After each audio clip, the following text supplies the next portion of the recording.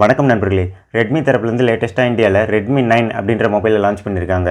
Global லெவலில் Redmi 9C அப்படின்னு launch பண்ணப்பட்ட மொபைலை தான் இந்தியாவில் ரெட்மி 9 அப்படின்ற நேமோட லான்ச் பண்ணியிருக்காங்க. இந்த ரெட்மி 9 மொபைலோட ஃபுல் ஸ்பெசிஃபிகேஷன்ஸ் என்ன, இந்த மொபைலை வாங்குற அளவுக்கு இந்த மொபைல் ஒர்த்தா இல்லையா அப்படின்றதெல்லாம் தான் இந்த வீடியோவில் பார்க்க போகிறோம்.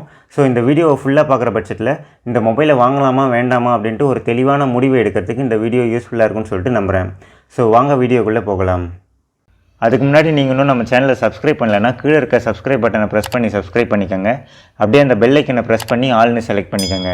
அப்போ தான் நம்ம சேனலில் போடக்கூடிய வீடியோஸ் உங்களுக்கு நோட்டிஃபிகேஷன் மூலிமா வந்தடையும்.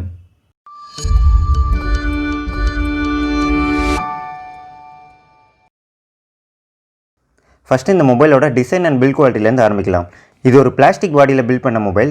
மேட் ஃபினிஷோடையும் டெக்ஸ்டர்டு டிசைனோடையும் கொடுத்துருக்காங்க. அடிஷ்னலாக P2i நானோ கோட்டிங் கொடுத்துருக்காங்க. டிஸ்பிளேயோட ப்ரொடெக்ஷனுக்காக இந்த மொபைலில் எந்த விதமான கார்னிங் கொரில்லா கிளாஸும் யூஸ் பண்ணல.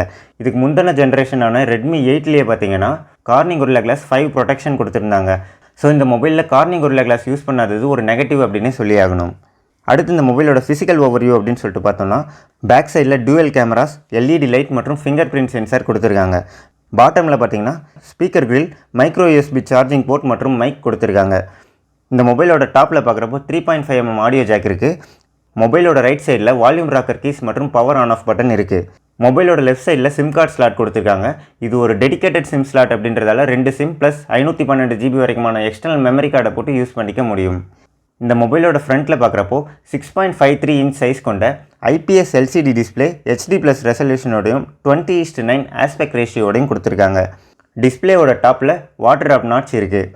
இந்த மொபைலில் யூஸ் பண்ணியிருக்க ப்ராசஸர்னு பார்க்குறப்போ இந்த generation entry level smart phone எல்லாத்துலேயுமே கொடுக்கக்கூடிய அதே மீடியாடெக்கோட ஹீலியோ G35 ப்ராசஸரை தான் இந்த மொபைல்லையும் கொடுத்துருக்காங்க.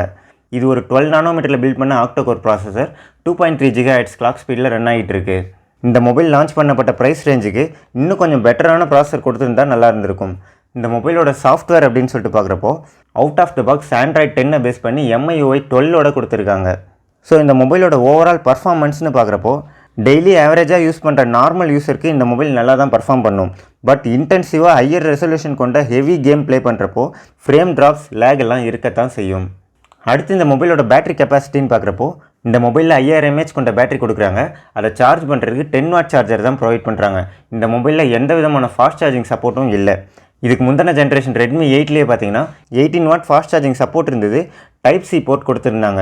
இந்த மொபைலில் மைக்ரோ USB போர்ட்டையும் ஃபாஸ்ட் சார்ஜிங் சப்போர்ட்டையும் இல்லாமல் மொபைலில் கொடுத்துருக்கிறது ஒரு டவுன் கிரேட் அப்படின்னே சொல்லலாம்.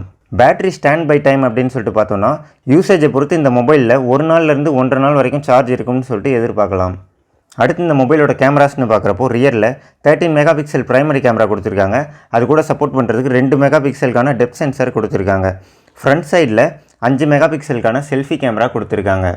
கலர் ஆப்ஷன்னு பார்க்குறப்போ பிளாக், ப்ளூ, ஆரஞ்சுன்னு 3 கலரில் அவைலபிளாக இருக்குது. ரேம் அண்ட் மெமரி ஸ்டோரேஜ் ஆப்ஷன்னு பார்க்குறப்போ 4GB RAM 64GB Intel memory கொண்ட ஒரு வேரியண்ட்லேயும் 4GB RAM 128GB Intel memory கொண்ட ஒரு வேரியண்ட்லையும் லான்ச் பண்ணியிருக்காங்க. இந்த மொபைலோட ப்ரைஸ்னு பார்த்தோன்னா 4GB RAM 64GB Intel memory கொண்ட வேரியண்ட்டை 8999 ரூபாய்க்கும் 4GB RAM 128GB Intel memory கொண்ட வேரியண்ட்டை 9999 ரூபாய்க்கும் லான்ச் பண்ணியிருக்காங்க. இந்த மொபைலை கரெக்டான ப்ரைஸில் தான் லான்ச் பண்ணியிருக்காங்களா அப்படின்னு கேட்டால் இல்லைன்னு தான் சொல்லி ஆகணும். இந்த மொபைலை ஒரு 8000 ரூபாய்க்கு ப்ரைஸ் பண்ணியிருந்தாங்கன்னா இது ஒரு நல்ல ஆப்ஷனாக இருந்திருக்கும். 9000 ரூபாய் கொடுத்து ரெட்மி 9 மொபைலை சூஸ் பண்ணுறதுக்கு பதிலாக எக்ஸ்ட்ரா 1000 ரூபாய் பே பண்ணி 10000 ரூபாய்க்கு சேல் ஆகிட்டு இருக்க ரெட்மி 9 ப்ரைம் மொபைலை சூஸ் பண்ணுறது மூலமா நிறைய அப்கிரேடட் ஃபீச்சர்ஸ் அதில் கிடைக்குது. அப்படி இந்த ரெட்மி 9 மொபைல்லேருந்து ரெட்மி 9 ப்ரைம் மொபைலில் என்னென்ன அப்கிரேடட் ஃபீச்சர்ஸ்லாம் இருக்குது அப்படின்றத பார்க்கலாம்.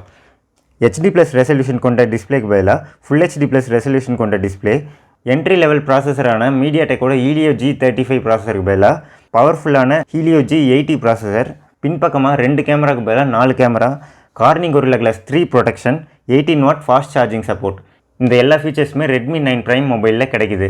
ஸோ ரெட்மி 9 மொபைலை சூஸ் பண்ணுறதுக்கு பதிலாக ரெட்மி 9 ப்ரைம் மொபைலை சூஸ் பண்ணுறது தான் ஒரு நல்ல ஆப்ஷனாக இருக்கும். இந்த வீடியோ கண்டிப்பாக உங்களுக்கு யூஸ்ஃபுல்லாக இருக்கும்னு சொல்லிட்டு நம்புகிறேன். இந்த வீடியோ பற்றின உங்களோட கருத்துக்களை கீழே இருக்க கமெண்ட் செக்ஷனில் கமெண்ட் பண்ணுங்கள். அடுத்த ஒரு நல்ல வீடியோவில் சந்திப்போம். நன்றி.